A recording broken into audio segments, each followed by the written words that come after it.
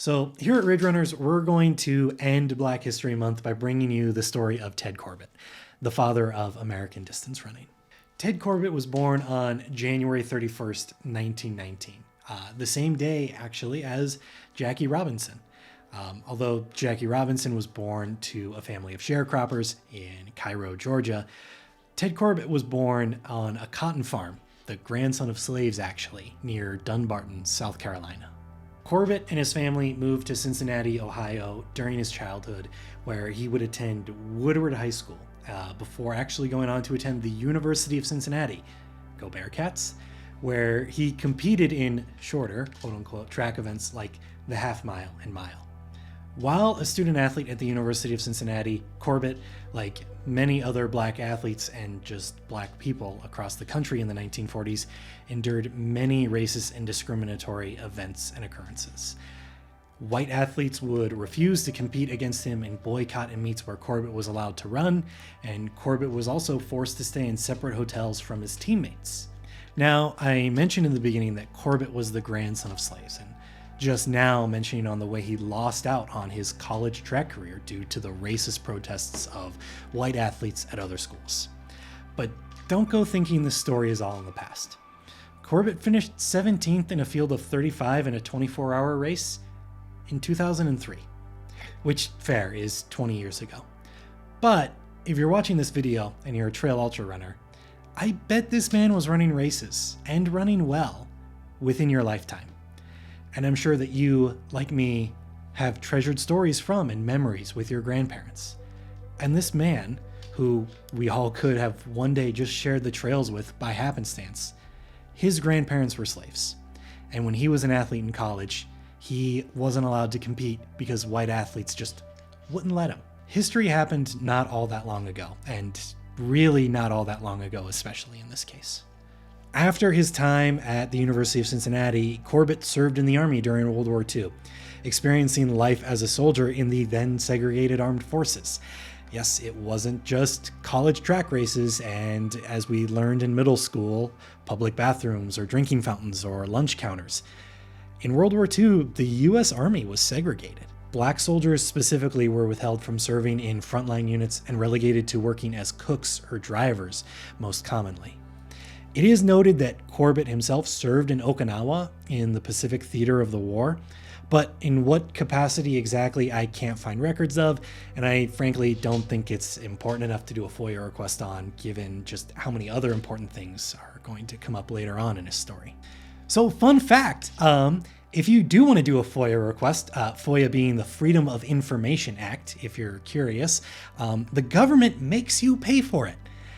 Nothing like the freedom to pay for the government to provide you access to information that they agree you should have access to, which don't even get me started on the Pentagon's blacked out budget and why is every congressperson really heavily invested in Raytheon, Boeing, other weapons manufacturers, and we just coincidentally have the biggest military budget in the world by far that really provides massive dividends to these companies, and at the same time, veterans, they don't get the medical care they deserve despite putting their lives on the line, and Nixon and Watergate.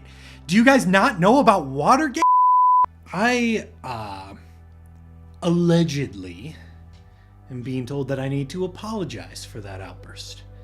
And our executive team says that my anti-government rants are not good for the YouTube algorithm, and they're scaring away all the advertisers. Using the GI Bill, like so many others in the Greatest Generation, Corbitt received a graduate degree in physical therapy from New York University after his service in World War II. This career he would actually later go on to practice for 44 years. Beyond just longevity in a career or a position that is just absolutely unheard of nowadays, Corbitt was an early advocate for weight training for runners, something that some coaches today won't even recommend for endurance athletes. He worked specifically as the chief physical therapist at the International Center for the Disabled in New York City. During the post-war years in which Corbitt began his career in the marathon and beyond, and as a physical therapist, long-distance running was far from integrated. People might reference Jesse Owens, himself a legendary black runner, to refute this, but after his 1936 Olympic victories in Nazi Germany, Owens was essentially unable to make a living, working on and off as a gas station attendant and racing horses in the street for money. And during that Olympics, Owen was actually not segregated from white athletes in the Olympic Village or hotels, as he would have been in the United States at the time and as Corbitt was during his college track career.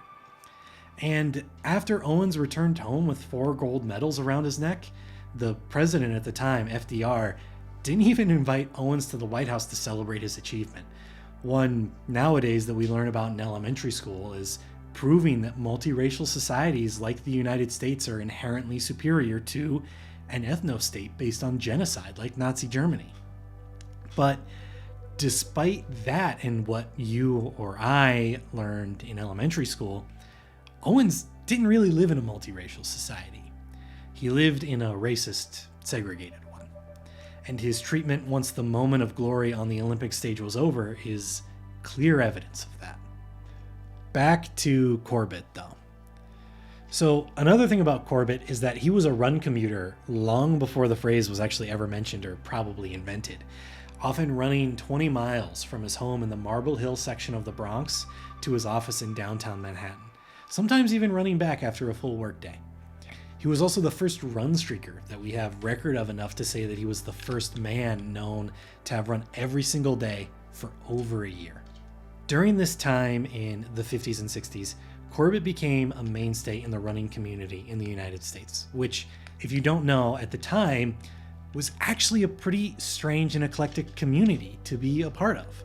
Running, especially before the running boom ushered in by Bill Bowerman and Frank Shorter, was a sport for weirdos, especially at the adult levels. And for someone like Corbitt, who had a great professional career, who was a veteran, who was an upstanding member of his community in every sense, to be running to and from work was unheard of and strange and weird, frankly. But his leadership in the nascent running community actually had him elected the New York Road Runners Club president, a club that he helped found years earlier, along with later also becoming the president of the Road Runners Club of America. In 1959, while New York Road Runners Club president, he organized the first sanctioned ultramarathon in the United States, a 30-miler called the Cherry Tree that began in New York City and headed out into the suburbs. Corbitt not only organized that race, but he won it. You might try to tell me that pedestrianism in the 1800s were the first organized ultramarathon races, and you'd be wrong because those guys were wearing top hats and they were only walking and they were not running. And I, frankly, personally have walked a lot of parts of different ultramarathons I've finished, but if the whole thing is walking, I'm going to be pedantic and say that those aren't ultramarathons. Pedestrianism is its own very, very strange sport that if you'd actually like us to do a video on covering, I would love to dive into the research of. So just let us know in the comments below this video. Later, during the 1960s, with a family and a full-time job, Corbitt became famous for the massive mileage he would put in while training, with weekly mileages usually around 200 miles, and individual runs of 60 miles, with peak weekly mileages of 300 miles. Here is some context to that absolutely insane number. If he averaged 6 minutes per mile every single mile of that week, it would be 30 hours of running. 30 hours! To put his training in perspective, if you think Anton running 200-mile weeks was the craziest thing that's ever happened, in 1969, the record for the run across America was held by Bruce Tulla, a British runner who, with a 2-vehicle, 4-person support crew we might see at a supported FKT attempt today, averaged 44 miles per day. Corbitt did more miles on that, on average, on that summer, just as a part of his general training. One of Corbitt's well-known workouts at the time was a 17-miler on the track, followed up by 13 miles on the roads. Comment below if that's something Wesley and I should take on this summer. Another workout he was known for was a 50K long run around the island of Manhattan. Literally around the island, like the outer perimeter of Manhattan. How many people watching this video would have either run in New York City or they know about New York City and the running community there? He ran around the whole island for a Saturday long run. This is a run that, on occasion, would even have him headed out on a second lap after a quick stop at home for a snack and some juice, because there were no energy gels. There was no Gatorade. This is the 1960s. People don't even know that carbohydrates are what fuel you for running, I assume. I actually don't know if that's for sure true. But I do know in the early 20th century, not long before Corbitt was doing all of this utterly insane accomplishment just as training, that Tour de France riders were smoking cigarettes and drinking brandy and eating steaks only during the race because they thought that's what made you strong. And I think if I ate a steak, smoked a cigarette, and drank brandy and got on a bike, I would die. In addition to his accomplishments on the race course, Corbitt's legacy extends to the courses themselves. If you've ever ran on a USATF certified course or some other kind of course certification that tells you what the exact distance is, you have Ted Corbitt to thank.